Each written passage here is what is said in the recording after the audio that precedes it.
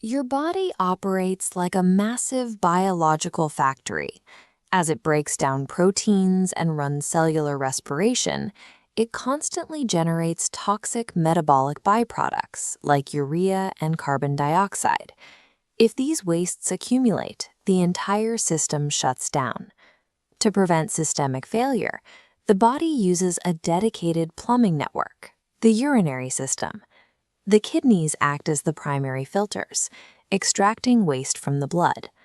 That liquid waste then travels down two transport pipes called ureters, pools in a storage tank called the urinary bladder, and finally exits the body through a release valve known as the urethra. Looking closely at the kidney itself, the internal architecture is divided into two distinct zones. The outer granulated region is the renal cortex, and the inner striated region is the renal medulla. These macroscopic structures handle the logistics of transport and storage. However, the actual life-saving filtration occurs at a microscopic level that we cannot see with the naked eye. Zooming deep into the kidney reveals over 1 million microscopic filtration machines. These are the nephrons, the true functional units of the excretory system. The process begins at the top of the nephron, inside a structure called the Malpighian body. This consists of a tight knot of capillaries known as the glomerulus, which sits inside a cup-like enclosure called Bowman's capsule. Here, the system performs ultrafiltration. High blood pressure forces liquid out of the capillaries. Water, urea, salts, and glucose fall through this biological sieve and collect inside Bowman's capsule as filtrate. The filter is lined with specialized cells called podocytes. They create narrow slits that act as a physical barrier. Large structures like red blood cells and plasma proteins bounce off these slits and safely continue circulating in the bloodstream. Because ultrafiltration is based entirely on physical size, it is an imprecise process. It accidentally dumps essential survival nutrients like glucose and water right into the waste tube alongside the toxins. To correct this, the nephron executes a rescue operation called selective reabsorption. As the filtrate moves through the proximal convoluted tubule and down the loop of Henle, the body actively pulls essential molecules like glucose and water out of the waste stream. Notice the specific direction of these arrows.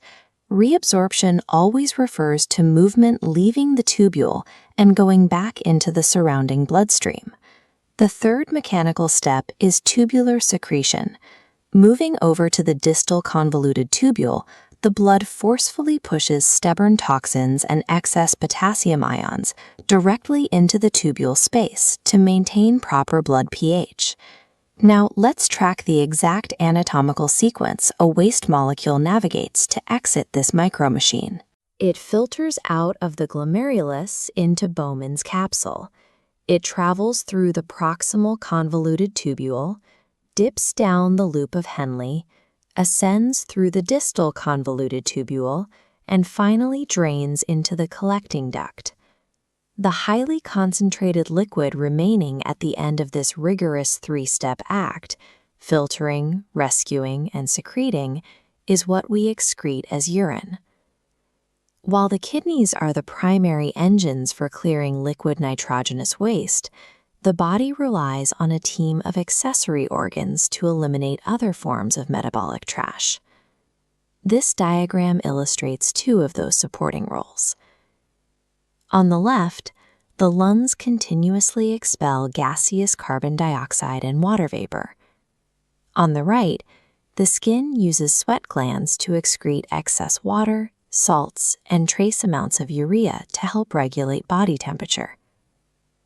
Then there is the liver. It performs a critical chemical conversion, neutralizing highly toxic ammonia by turning it into urea, which the kidneys can safely handle. The liver also excretes bilirubin, a pigment left over from dead red blood cells, directly into the digestive tract. The process of excretion is a massive, multi-system collaboration. Every breath exhaled, every drop of sweat, and every liter of blood filtered is part of a continuous effort to keep your internal environment safe and balanced. Here is a comprehensive visual summary of the excretory system. On the left, the macroscopic transport path. In the middle, the anatomical structure of the nephron. And on the right, the exact sequence of urine formation. If you can logically trace the physical path of a waste molecule from the macro-level plumbing down through the microscopic filter, you have mastered the mechanics of human excretion.